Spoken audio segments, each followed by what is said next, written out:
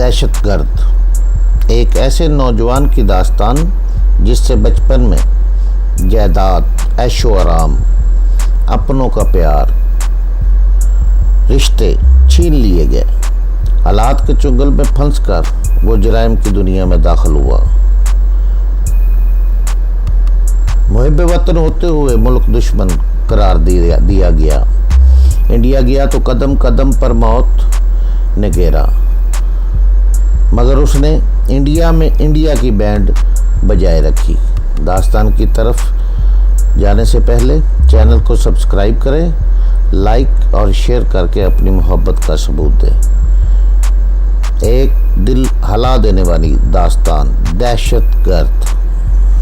دہشت قسط نمبر 110 انہیں اٹھا کر ایک طرف ڈال دو۔ تیمور، میں نے تیمور سے کہا، صبح ہونے میں اب زیادہ دیر نہیں ہے، تھوڑی دیر بعد اس پگڈنڈی پر لوگوں کی آمد و رفت شروع ہو جاتی۔ تیمور نے ایک ایک کر کے سب کو جھاڑیوں میں ڈالا اور تھکے تھکے انداز میں اسٹیئرنگ سیٹ پر بیٹھ گیا۔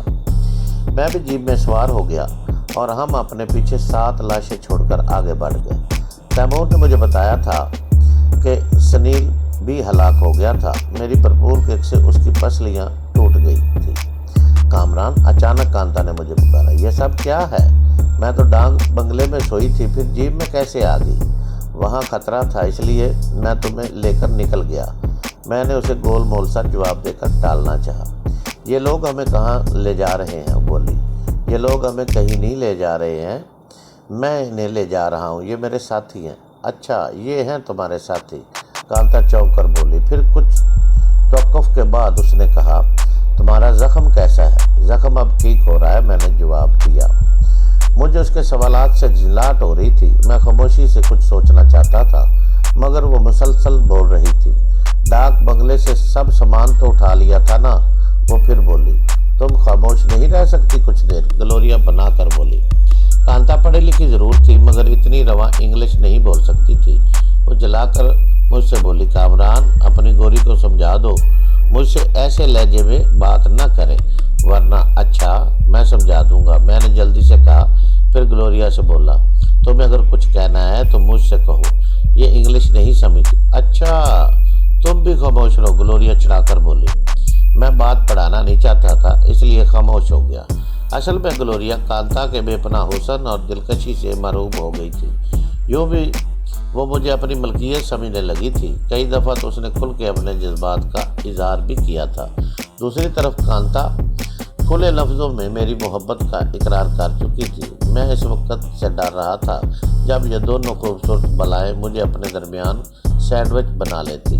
تھوڑی دیر بعد صبح کاذب کا دھندلا پھیلنے لگا۔ ہوا میں اچھی خاصی خنکی تھی، سوائے کانتا کے سبھی رات کی بھاگ دوڑ سے نڈھال تھے۔ پھر آہستہ آہستہ ہر طرف دن کا اجالا پھیل گیا۔ تیمور کے چہرے پر تھکن اور رت جگہ کا خمار تھا۔ کانتا رات بھر خواب آور دعا کے زیر اثر سوتی رہی تھی۔ اس کے برعکس گلوریا رمیش کمار کی قید میں تھی۔ اسے ایکسیڈنٹ میں چوٹیں بھی لگی تھی، اس لیے اس کا نڈھال ہونا فطری تھا۔ خود میرا بھی تھکن اور بے آرامی سے برا حال ہو گیا تھا۔ اچانک تیمور کی بھرائی ہوئی آواز آئی، ہم مین روڈ پر پہنچ چکے ہیں اور آدھ گھنٹے کے اندر اندر الہ آباد پہنچنے والے ہیں۔ الہ آباد کا نام سن کر میں سیدھا ہو کر بیٹھ گیا۔ ان حالات میں الہ آباد جانا بہادری نہیں، پاگل پن تھا۔ نہ صرف وہاں کی پولیس بلکہ مجرموں کی تنظیم بھی میرے پیچھے پڑی ہوئی تھی اور میں دوبارہ الہ آباد جا رہا تھا۔ الہ آباد کا نام سن کر گلوریا کی نیند بھی ہوا ہو گئی۔ وہ مجھ سے بولی، کامران، تمہاری نظر میں کوئی محفوظ ٹھکانہ ہے؟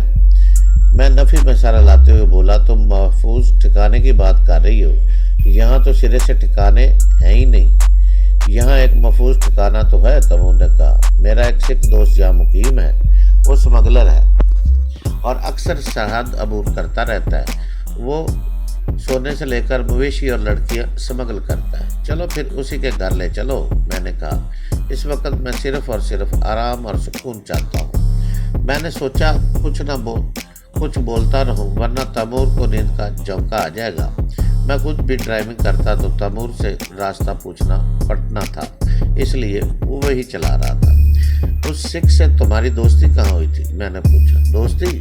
کیا وہ میرا احسان ماند ہے؟ تیمور ہنس کر بولا۔ بارڈر کراس کرتے ہوئے ایک مرتبہ وہ رینجر کے گھیرے میں آ گیا تھا۔ شاید رینجر کو ناکہ نہیں دیا گیا تھا۔ یہ ناکہ کیا بلا ہے؟ میں نے پوچھا۔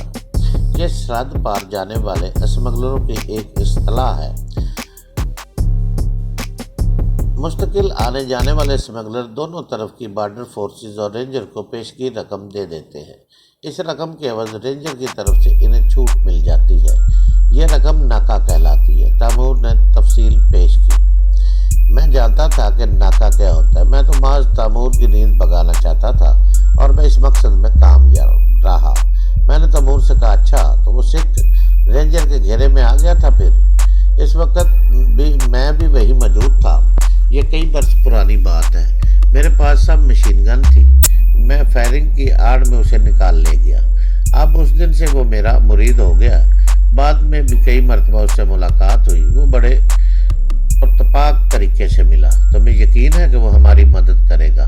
میں نے پوچھا۔ ہاں مجھے یقین ہے، تیمور نے جواب دیا۔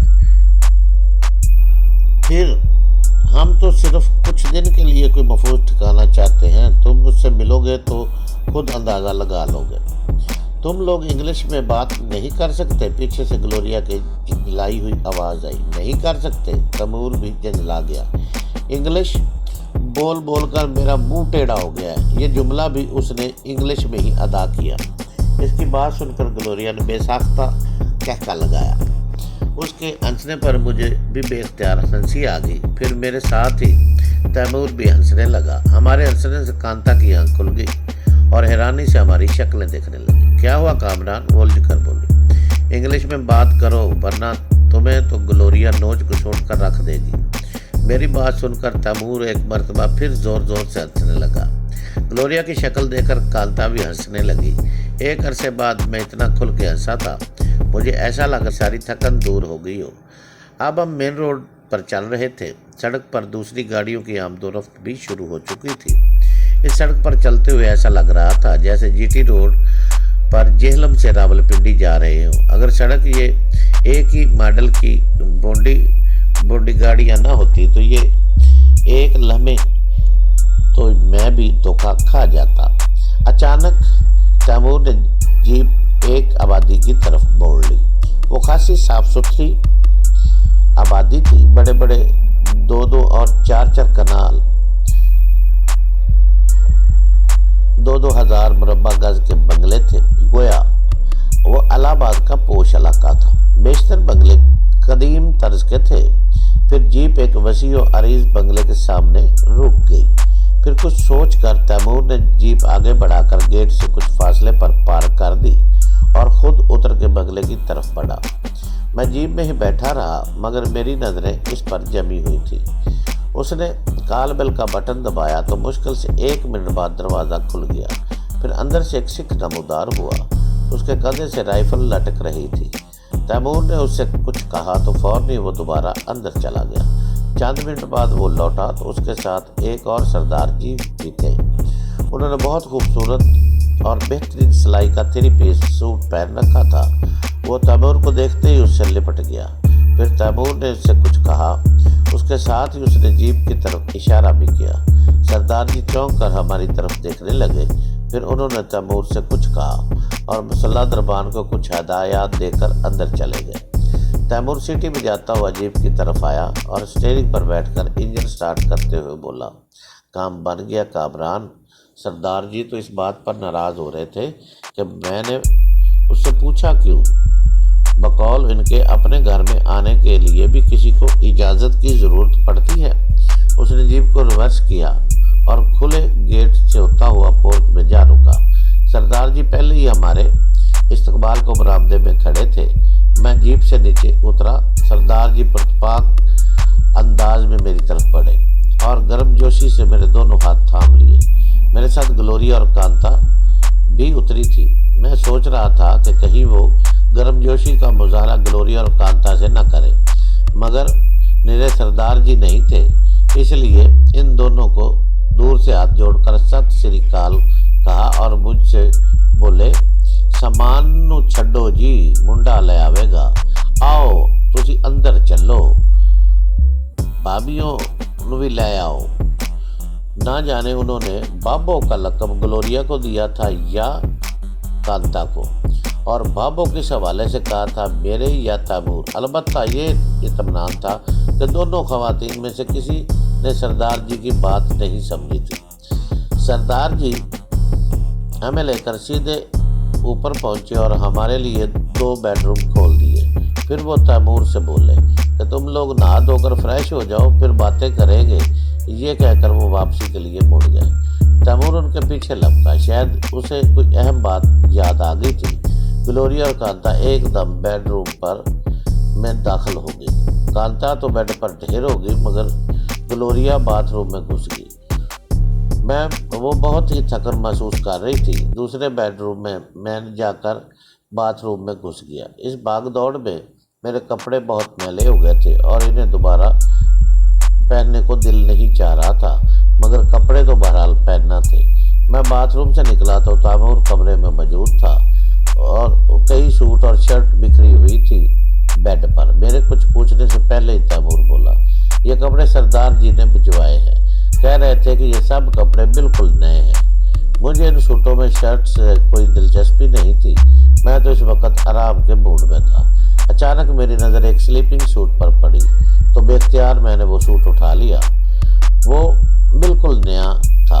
मज़े की बात यह है कि उसके साथ ही ड्रेसिंग गाउन था। सरदार जी वाकई बाज़ौक़ थे। सरदार जी ने कमरे में नाश्ता भिजवा दिया था। नाश्ता क्या, वो खाना ही था। ट्राली ऊपर से नीचे तक भरी हुई थी। मैंने कांता और ग्लोरिया को भी वहीं बुलवा लिया।